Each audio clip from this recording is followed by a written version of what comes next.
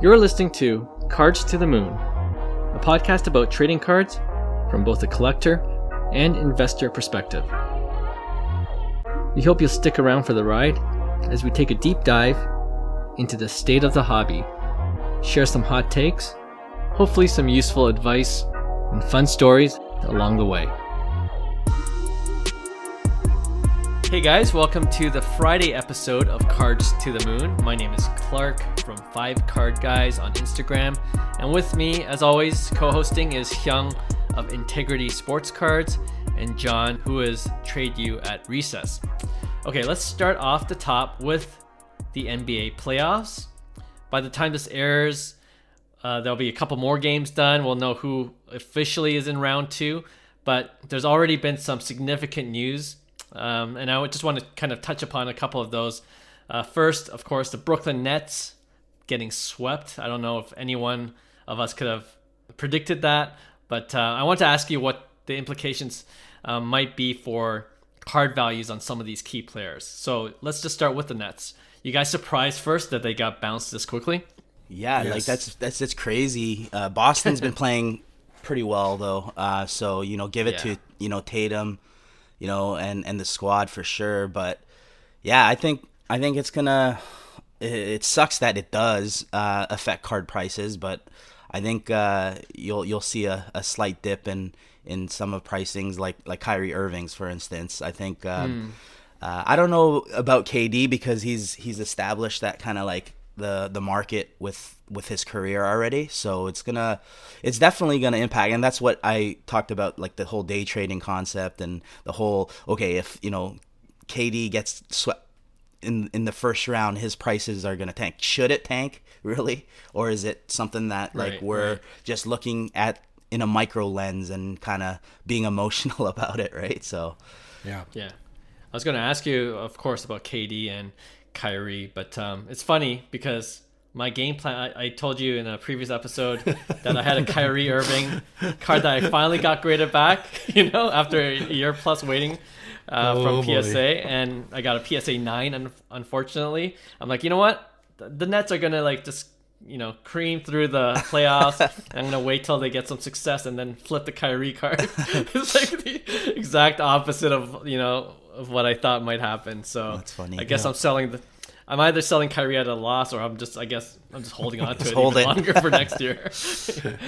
Yeah. But John, what do you think? KD, Kyrie? Yeah, I mean, first of all, I was pretty shocked the Nets got swept, but happy at the same time because I'm so not a fan of all of these great players just literally taking the lazy way and getting together and trying to win championships.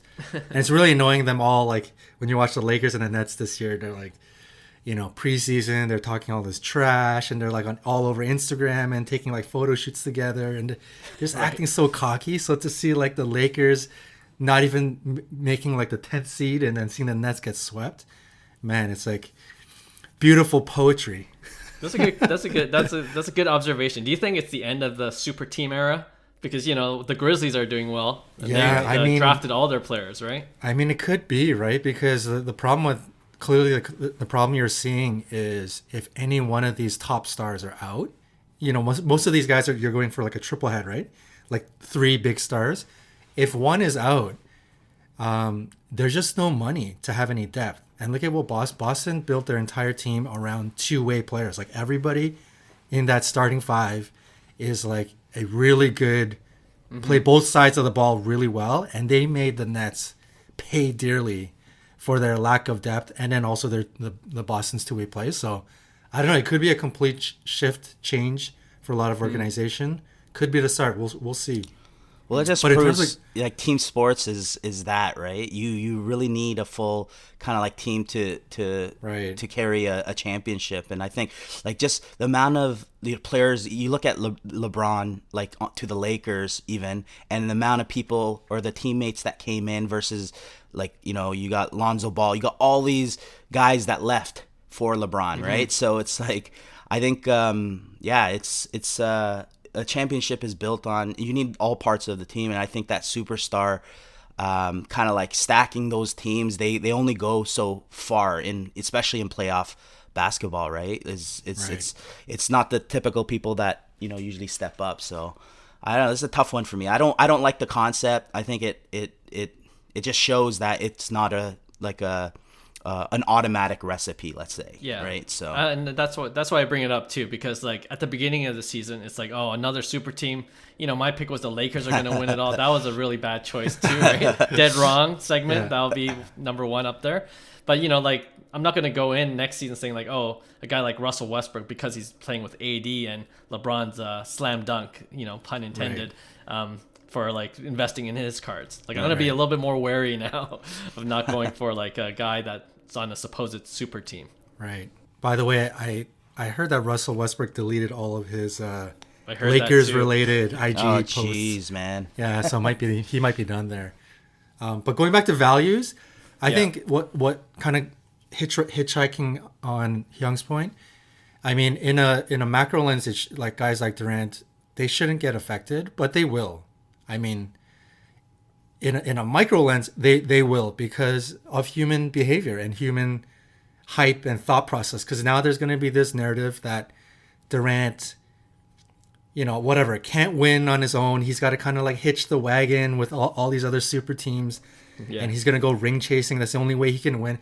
That is certainly going to affect the narrative of his legacy in the short term. And in turn will probably affect his card values.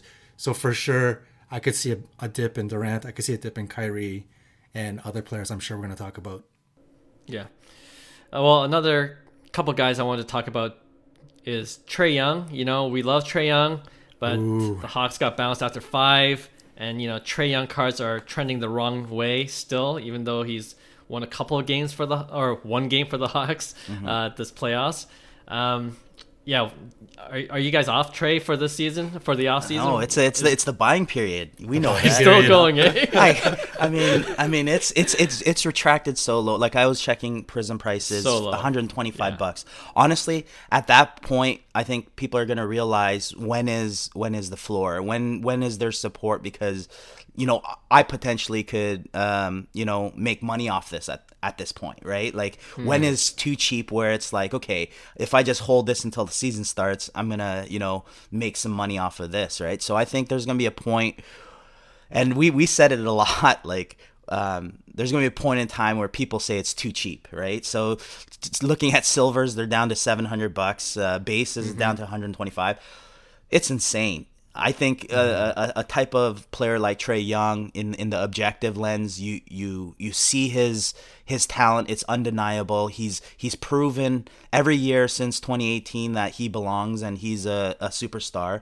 So I think in the long run, he's still a buy. Like, I mean, you look at any comparables of the type of players that you like Trae Young, I guess, is comped with. I think you'll see extreme value in some of Trae Young's stuff, especially now that he got almost swept out of the playoff contention by my Miami Heat, right? So, yeah, it's just insane, and I think there's gonna be a point where the true Trae Young collectors are gonna keep on buying him. I think they're not stopping. Well, one question I have is, like, after watching the Hawks in the playoffs, it's obvious that the team isn't that great, right? Yeah. Like they got in, and so I'm asking, like, is Trae Young always going to be the best stud player on a perennially average team? Luka 2.0. But I mean, even Dallas Mavs have some success, like especially in the regular season. Well, you got to remember, Atlanta wasn't even a playoff team before. So for Atlanta to be flirting, they're still a young team. Guys like, I guess, DeAndre Hunter, Cam Reddish, all these guys didn't pan out, I guess, the way you would hope that Trae would get that support. So it's a tough situation, but like I said, anything can happen in basketball, and it's just a matter of time in the macro lens. Like I said, if I'm going from an investment standpoint, I'm going still low numbered and think that it's a great investment moving forward. Maybe my hold cycles are a little longer at that point. That's what we justify with Trae always. Right. But yeah, I think he's just a good value right now. Yeah. Yeah, if you have Trae cards, this is probably the worst thing that could have happened, because you wanted to see, after how much of a beating it took, everybody wanted to see Trae cards do something awesome. And it's fine if he got bounced out, but he was dropping 45 a game and doing everything he could. I'm sure his cards would have been stable. But the fact that he got bounced out in the last 2 games, what did he average? Like 8 points or 11 points or something? You know, they're double, triple teaming him, and he just couldn't do anything. And his teammates couldn't help him. So it's the way, I think, that he got bounced out. It's going to hurt his cards even further. So this is the ultimate test, man. Like Hyung said, do you like double down here? Or are you like, because there's going to be a lot of people turned off, especially if they weren't big Trae fans to begin with.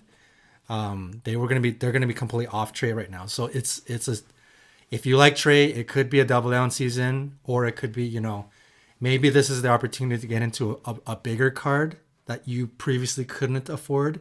Yeah, there's prisms and there's silvers, but maybe something numbered in prism that used to go for 15 grand and now it's down to 3,500. I don't know.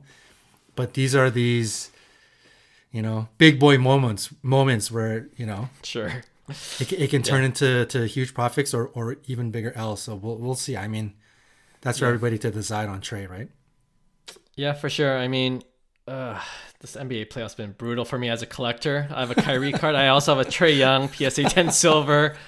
Plus, I'm waiting for my Trae Young Origins autograph card number to 99. That's still with Beckett after a year. Man. Oh boy. Man, yes. So I guess I'm holding. It's like, am I going to double down? I already went from a PSA 9 to a PSA 10, so I'm like, I'm just staying put right now. Yeah. hopefully the Hawks make some offseason moves, give support to Trae, and then we'll see a resurgence next season. All right, and one more guy that I want to kind of bring up, Nikola Jokic. We talked about him, you know, in many segments we're like, he's a buy, he's so cheap.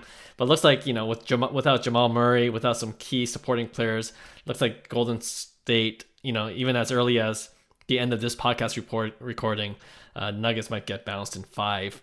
What are you doing with Jokic? Are you waiting for the offseason? You think it's going to take a dip and maybe buy then, or what? I think you have time to buy. It's a long off season, and people are gonna forget about basketball.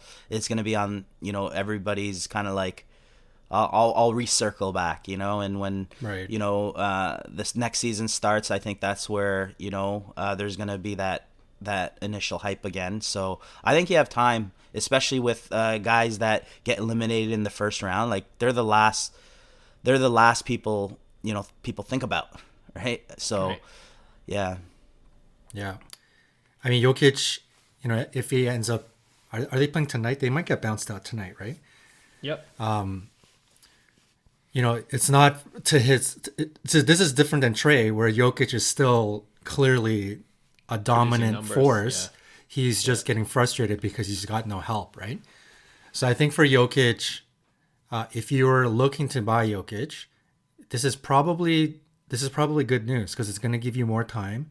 Maybe you don't have to FOMO purchase Jokic anymore. You can get him on your own time whenever kind of funds open up.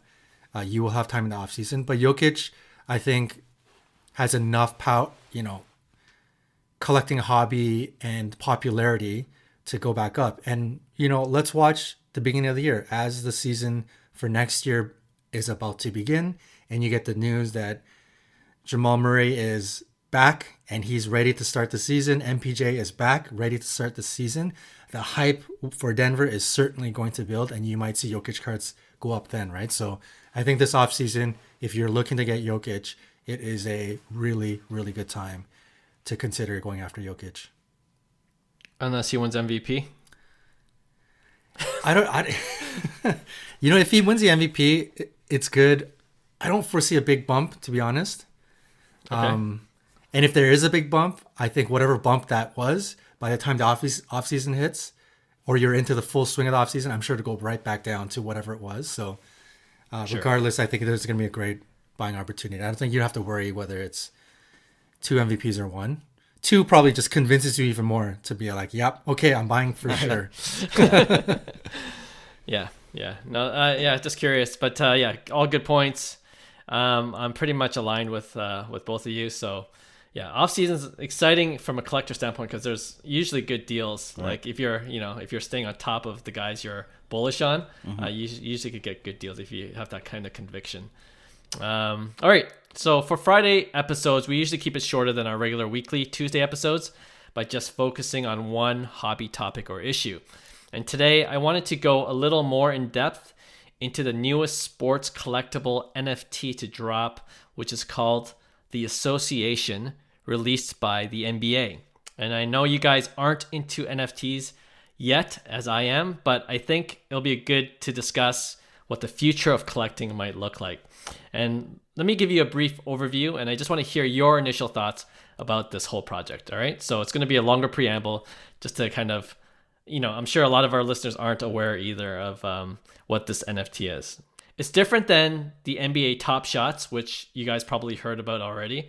And if you didn't, NBA Top Shots is the video clip of different NBA highlights, which you can buy and sell on their specific marketplace. So you can make that video clip into an NFT.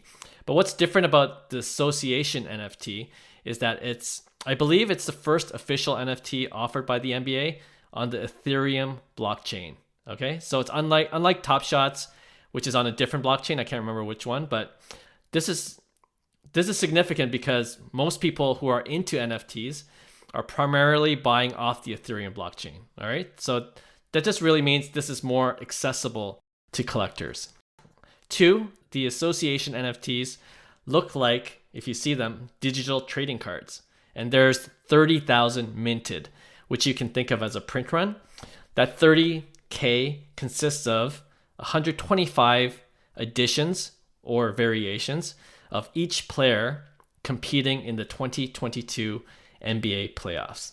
But what makes this even more unique is that each player has different traits. And you could think of these traits as parallels, but these traits can change as they accomplish more during the playoffs, right? So they can get a special trait added to their digital trading card if they score a certain number of threes in a game, or if their team wins a playoff series, another trait gets added to their card, and it makes the digital trading card look a little different. And of course, the better the player, the more expensive their NFT card is, and the more traits they accumulate, the higher their value would presumably be. Now, it was actually free to mint these NFTs, but you had to be either early on their registration list or part of the NBA Top Shots ecosystem. Like you had to have a certain number of Top Shots you sold to get on their allow list. So it's free for the initial minters, but you're able to buy them off on the secondary market, like on OpenSea.io, which is kind of like the eBay for NFTs. So you could buy those pre-reveal for about 0.15 ETH on average, which is around $430 US. Okay. Pre-reveal is kind of like buying a pack of cards. You don't know what's in it. And I actually got one just for fun. And the reveal happened just before this podcast recording, maybe a couple hours ago. And what I mean by reveal, like I said, is that you can see what player you got, kind of like opening a pack. I ended up getting Jarrett Culver. No way. So wah. I'm definitely losing money on this. So it's just by chance. It's just by chance. Like you're opening random. a pack and you get one player essentially because you're entitled to one. If you buy one NFT of one of the 30,000, that's Right. one player. Yeah. Right. And so so you could buy multiple. You could do you can do multiple because I Yes. read somewhere where they allowed like one address, one like Ethereum address per pick, but then there was like a glitch where people had multiple. I'm glad, yeah. Right. Yeah, So I'm glad like you that. brought that up. So I wasn't going to get too in depth into that, but yeah, since you mentioned it, I'll quickly say that you can mint. What I was telling you about people being able to get a free, essentially NFT for the people that were on this allow list. You're able to mint just one of those per address for free. But then someone exploited the contract or the code, and they were able to get 10 at a time. Yeah, so like essentially they're making free money at that point because you could flip those on the secondary market. So when I say you could buy multiple, I'm talking about the secondary market where it's already been listed for a resale. And you could buy as many of those. So actually what happened was they were only going to initially mint 18,000 of these NFTs, but because someone exploited the contract minting 10, and people that were on this allow list couldn't get their NFTs because it already hit the 18,000 max limit, initial max limit. So they increased the print run, or they increased the number of NFTs to 30,000, just so that everyone on that initial allow list could get theirs. So yeah, people were pissed off about that because when it was at 18,000 max, like they were selling for 0.4 floor price on the secondary market, so almost 3x, like about $1,000.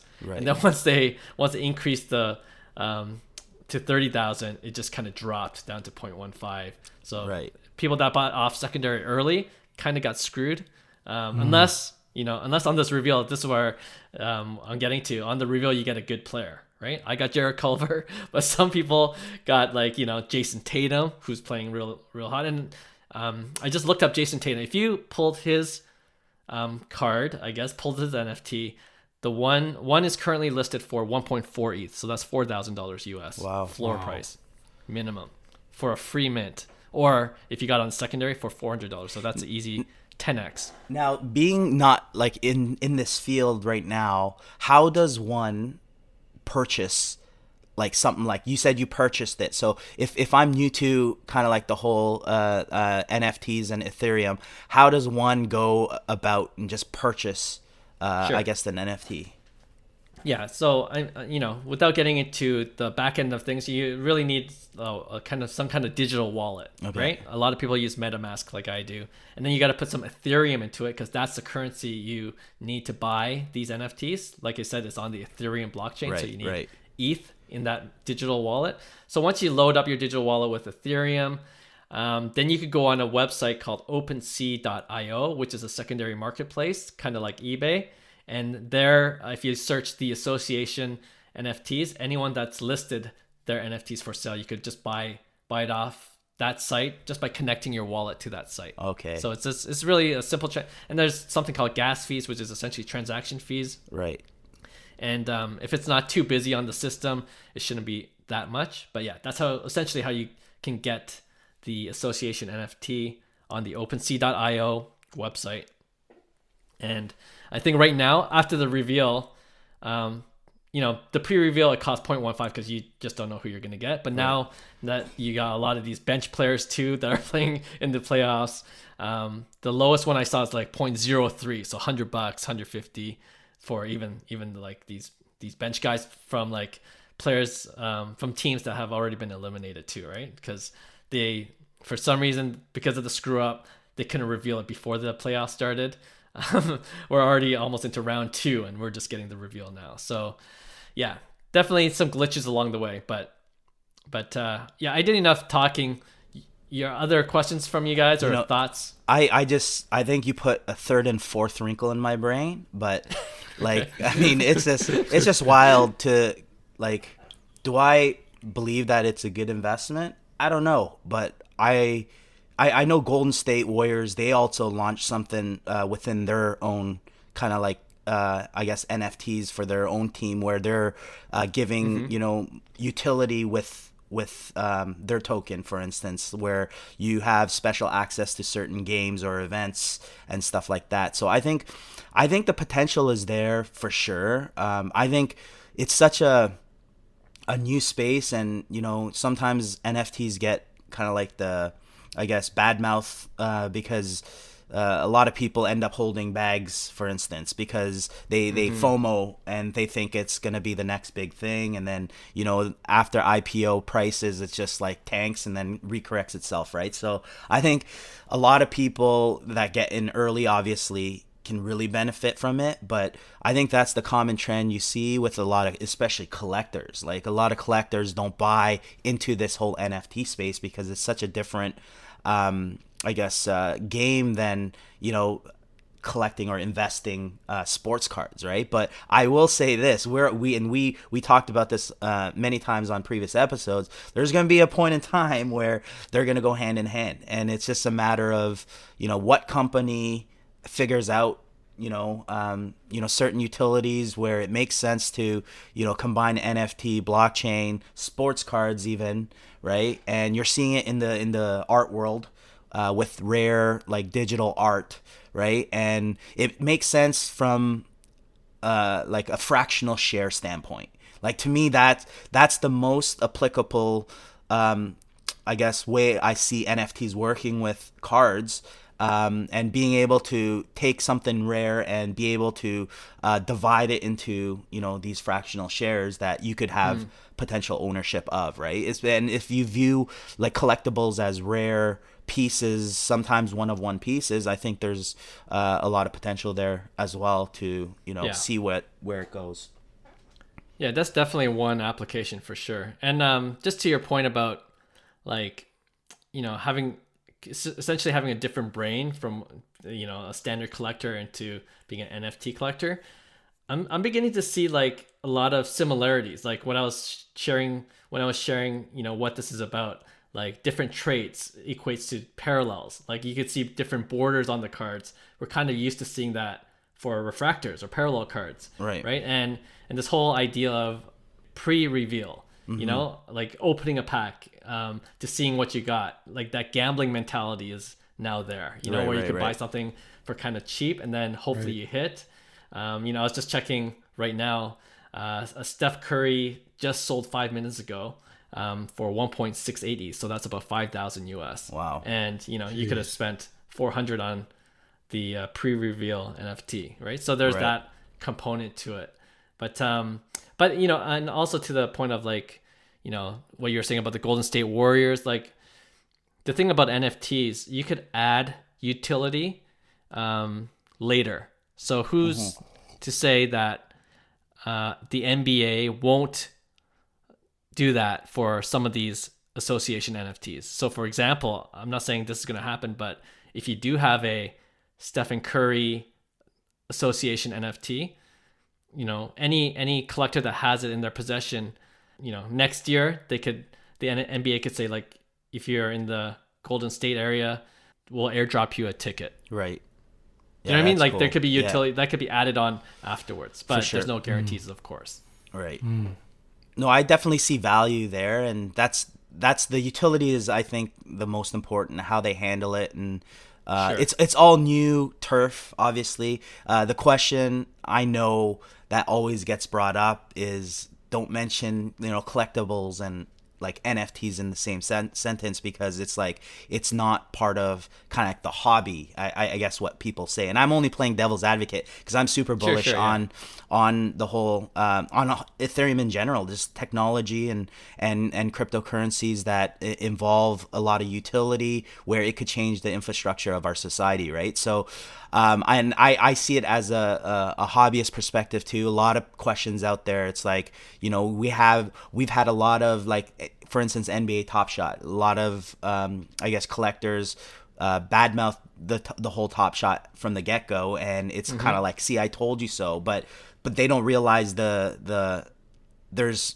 positives that happen too through that. A lot of people have done well with it and stuff like that. So it's just a matter of selling the hobbyists, and it might totally change because maybe the hobbyist is not the right people that get into this field, and it's a new wave of investor collectors that are looking for alternative assets in something different, totally different, right? So that's true too. I'm bullish on it regardless, just because this is how you pave the way to new things, essentially, right? Most companies aren't going to hit it on the nail the first try, and the only way you kind of see it is if you actually just experience and open up new opportunities and doors to see what the potential actually is. Yeah. Johnny, what do you think? Well, a lot going through my mind. You speaking about this right now is the first time of me hearing about it, other than you briefly mentioning you purchasing something a couple of weeks ago. Man, there's a lot to kind of unpack. First of all, newbie question. When you purchase one of these pre-reveal packs or whatever, do you have to open it when it gets pre-revealed? Is there a case where you can keep it unopened, or sealed? Yeah, it depends on how the project is set up. So definitely, I know there's like MLB. I think's done a NFT pack release where you could just keep it unopened and then sell the pack. But in this case, if you buy the NFT, the Association NFT by the NBA, it gets revealed at 5:00 for everyone. Yeah. Oh, okay. And is sports NFTs the only NFTs that have sort of a gambling component?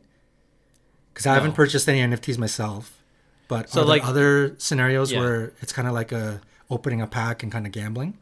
Yeah, that's a good question. Like VFriends, for example, we talked about VFriends before. Like they're just like a PFP, so a profile pic, essentially a drawing, and some of these profile pics have different traits as well that are more rare than others, depending on what the artists themselves have drawn. So they could, say like, I've only drawn one version of this cartoon character.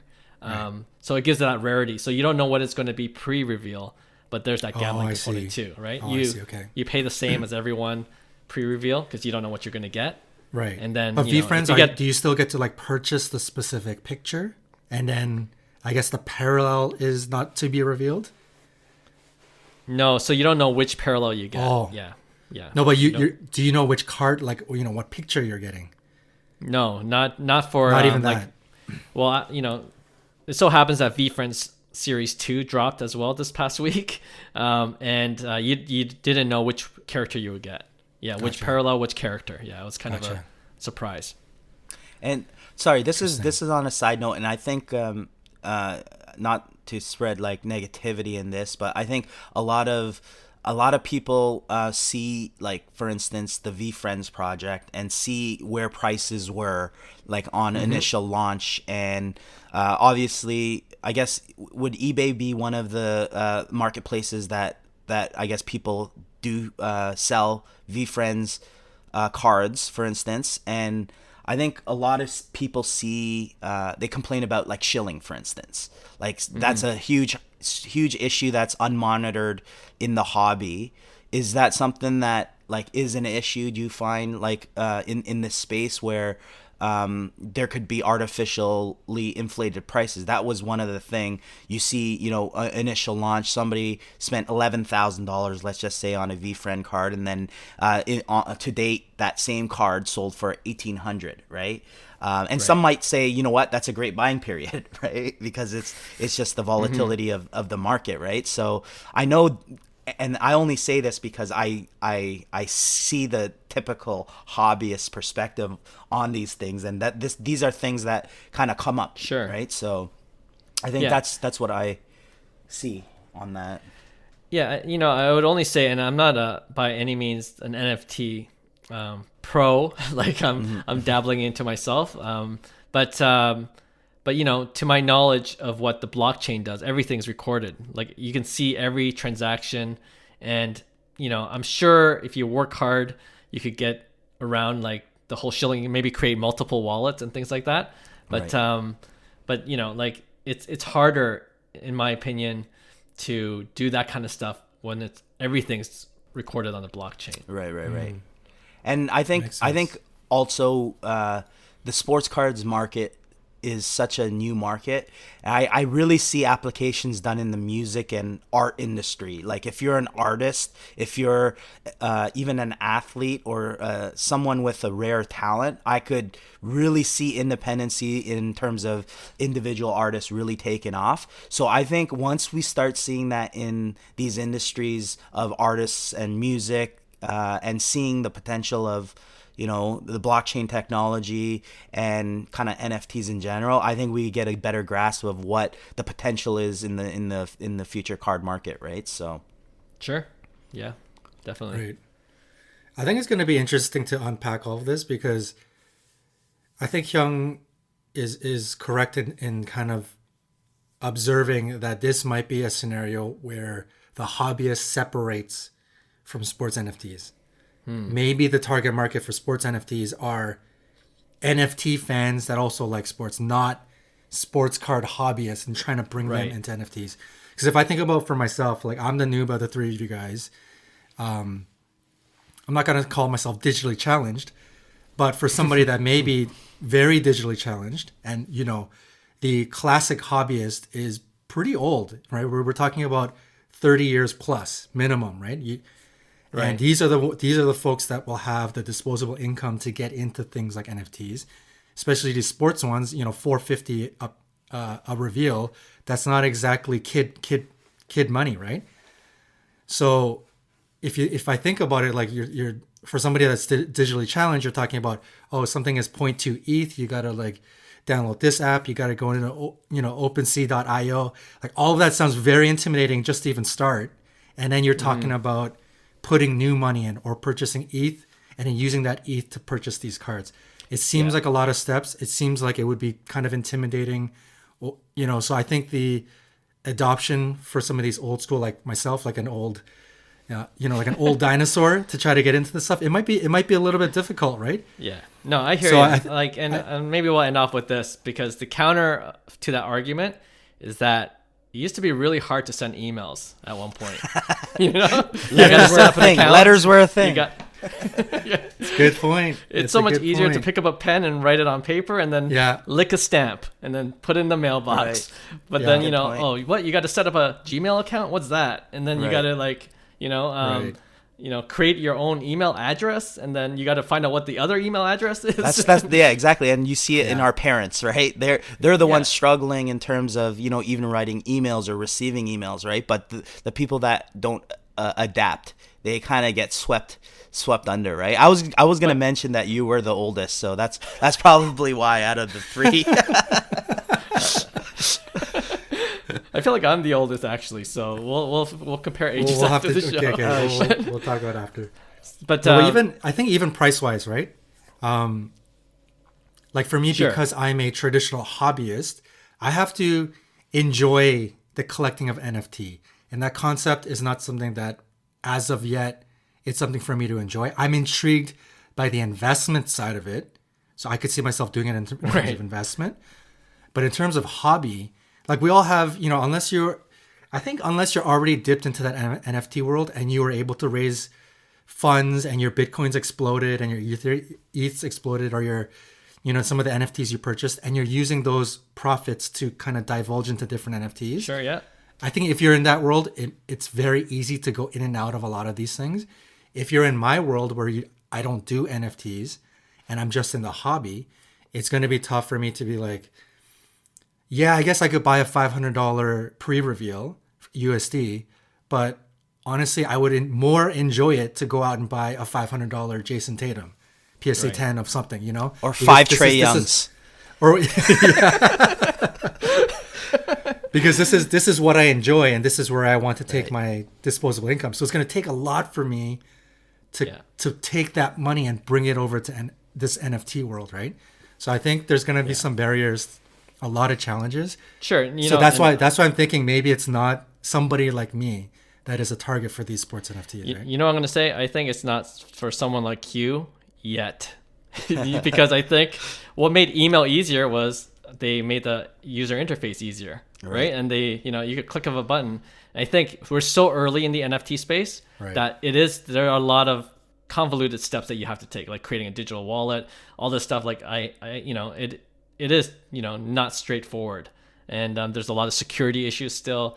But I think over time, it'll be almost like going to a website, creating an address, and then just clicking a button. Downloading an app, putting in your information. And then everything in the backend's already programmed and developed, and it's just, you don't even see it at that point, right? So I think that's the next step in the evolution of people adopting NFTs more widely. But I'll be in at that point.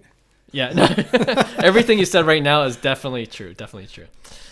All right, I know a lot of our listeners aren't there like John yet in terms of diving into NFTs, but I'm telling you, if this thing keeps growing, you might want to just archive this episode for now and come back to it when you realize that, you can make major profit from collecting and trading NFTs. I was going to say, when you're talking, John, like what I find fun and enjoyable is making a 10x return in one day.